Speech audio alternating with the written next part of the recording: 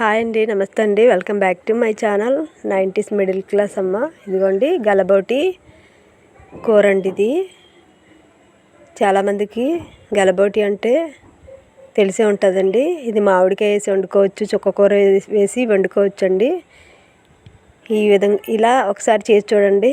టమాటా ఏమీ లేకుండా చేసి చూడండి. ముందు ఉల్లిపాయలు, పచ్చిమిర్చి, కరివేపాకు వేపుకోవాలండి.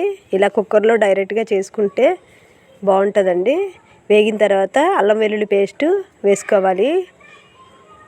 ఆ తర్వాత అది కూడా బాగా వేగిన తర్వాత గలబోటి అండి, బాగా ఉప్పు పసుపు వేసి కడిగి పెట్టుకుని గలబోటి అండి వేడి నీళ్ళు వేసుకొని కాస్త కడిగి తీసుకొని పెట్టుకోవాలండి. అది గలబోటిని క్లీన్ చేసుకొని నీట్గా పెట్టుకోవాలి. అది వేసుకొని ఇలా మగ్గించాలండి. బాగా లైట్గా సాల్ట్ కొద్దిగా వేసుకున్నానండి.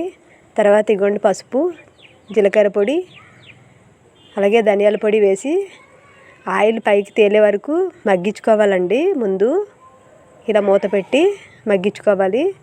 ఇలా చూడండి, ఆయిల్ పైకి తేలుతున్నప్పుడు కారం కూరకు తగినట్టు వేసుకోవాలండి.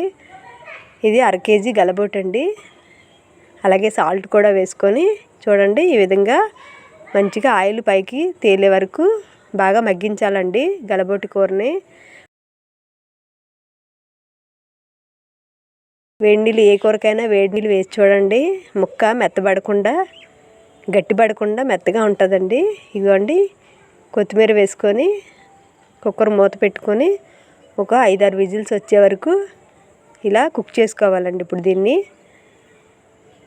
చాలా అంటే చాలా బాగుంటుందండి.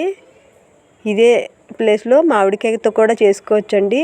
అలా కుక్కరు మూత పెట్టి 5-6 విజిల్స్ వచ్చే వరకు ఉడికించాలండి.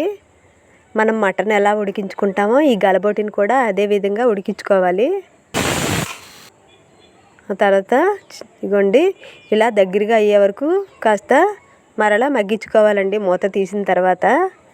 అంతే అండి. ఇందులో టమాటా అది ఏమి వేయకూడదు. అంటే ఇది ఒక రకంగా చేయొచ్చండి. ఇలా తప్పకుండా నా వీడియోస్ నచ్చితే లైక్ చేయండి. బాయ్ అండి.